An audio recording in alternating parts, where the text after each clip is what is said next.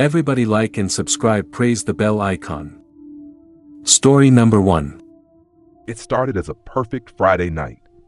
Jenna and Mark had been dating for 6 months, and to celebrate, Mark planned an intimate dinner at a small, cozy restaurant tucked away in the city's oldest district. The place was dimly lit, the kind of spot where candles flickered on every table, shadows dancing softly on the exposed brick walls. Jenna loved the ambiance, and Mark's thoughtful planning made her heart flutter. Everything felt right. After dinner, Mark suggested a walk along the nearby Riverwalk. It was a warm spring evening, the kind that invites whispered conversations and stolen glances beneath street lamps. The path was quiet, the usual weekend crowd nowhere in sight, and Jenna felt completely safe wrapped in Mark's arm. They laughed, talked about future plans, and at one point, Jenna noticed a man standing alone, a little way behind them. He wasn't dressed like the other people out that night. His clothes looked old and disheveled, and his eyes had a strange, hollow look.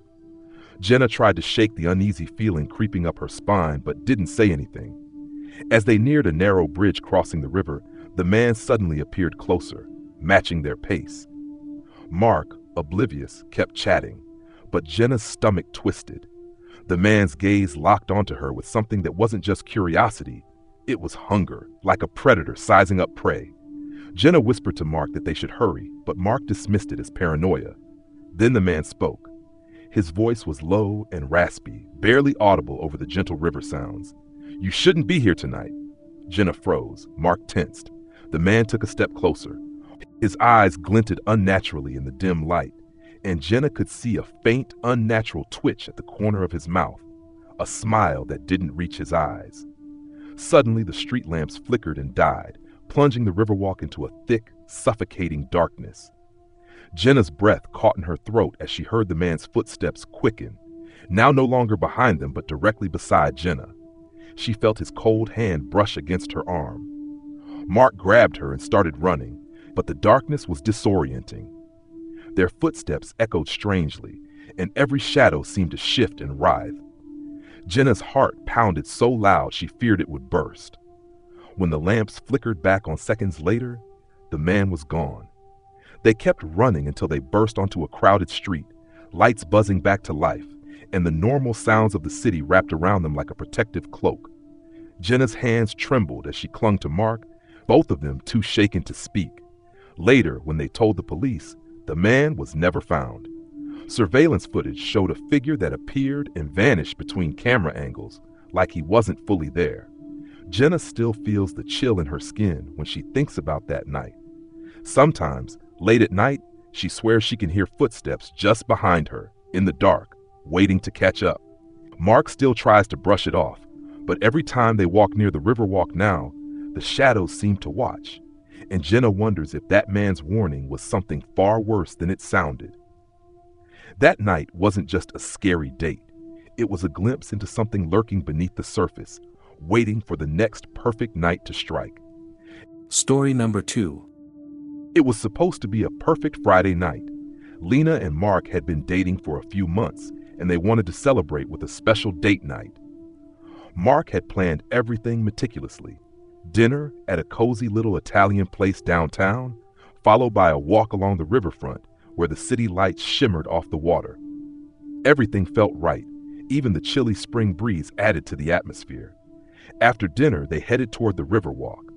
The place was mostly empty, save for a few couples and solitary walkers, all scattered under dim streetlights. The hum of the city felt distant, muffled by the night's quiet. Mark took Lena's hand, squeezing it gently. She smiled, feeling safe, happy. As they walked, a shadow flickered just beyond the benches by the water. Lena caught a glimpse of a figure, a man, tall and thin, wearing a long, dark coat. His face was hidden beneath the hood, but something about his posture made her uneasy. She tugged on Mark's arm, whispering, "Do you see that guy over there?" Mark glanced over and shrugged. "Probably just someone out for a late walk," he said, trying to sound casual. They kept walking, but the figure seemed to be following them, staying just out of sight whenever they turned. Lena's heart started to race. "Maybe we should call it a night," she suggested, but Mark insisted they finish the walk, reassuring her. Then the streetlights flickered and dimmed one by one. The city seemed to hold its breath. Lena's grip tightened around Mark's hand as the figure stepped into the light. A man, pale, eyes sunken and dark, face expressionless but terrifying. He didn't move toward them, just stood there watching. Suddenly, Mark's phone buzzed. One message, no number, no name, leave now. You're not alone. They froze. Lena scanned the empty path ahead. The figure vanished as suddenly as he appeared, swallowed by the darkness. Panicked, they turned back, but the city seemed changed. The streets warped, shadows lengthened, and every corner hid something watching. The phone buzzed again, this time a chilling whisper over the speaker. He's behind you. Mark spun around, nothing, but Lena's breath hitched when she saw footprints in the dust beside the pavement. They weren't their own, and they didn't end anywhere. They ran. The quiet riverfront had twisted into a nightmare maze, every turn leading them deeper into shadows that seemed alive.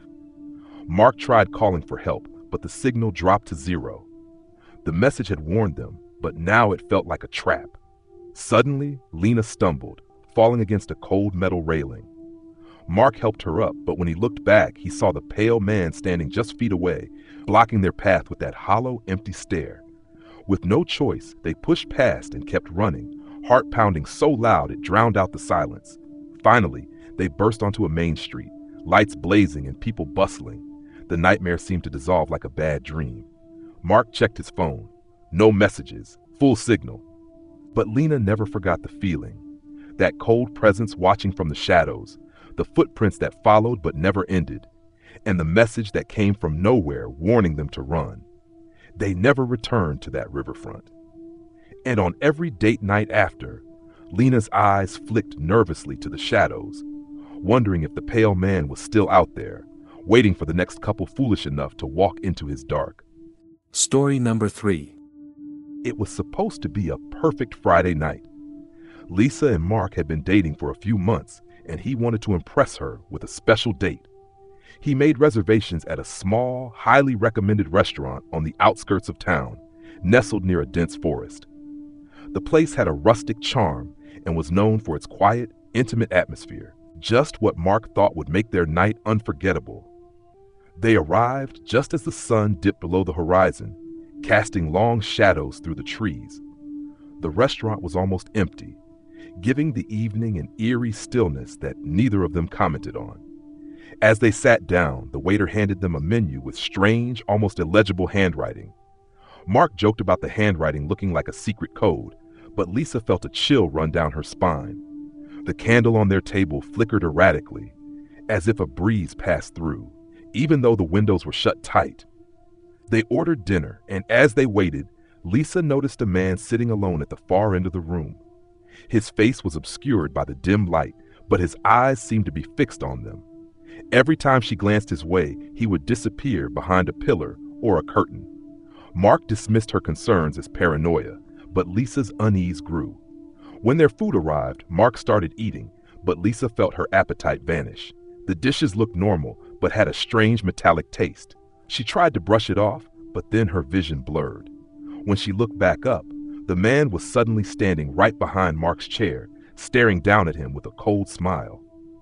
Mark didn't seem to notice. Lisa grabbed Mark's arm, urging him to leave, but the man reached out and placed a hand on Mark's shoulder.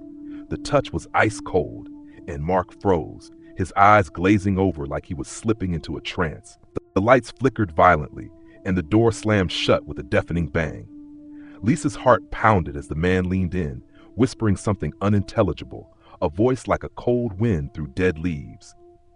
The restaurant around them seemed to twist and warp, walls stretching and shadows crawling along the floor. Mark stood up, his movements jerky and unnatural, then turned to Lisa with a blank expression. "Stay," he said in a voice that wasn't quite his own. Lisa stumbled backward, desperate to get out, but the exit doors were now sealed by thick iron bars that hadn't been there moments before. The man chuckled, a sound like dry bones scraping, and the other patrons, previously hidden in the shadows, began to emerge. Their faces were hollow, eyes empty like forgotten graves. Lisa realized too late that this wasn't a restaurant at all, but some kind of trap, a feeding ground for something ancient and cruel. The man who had approached Mark was no waiter, but a harvester of souls. and Mark was already slipping away into a darkness from which no date night would ever return.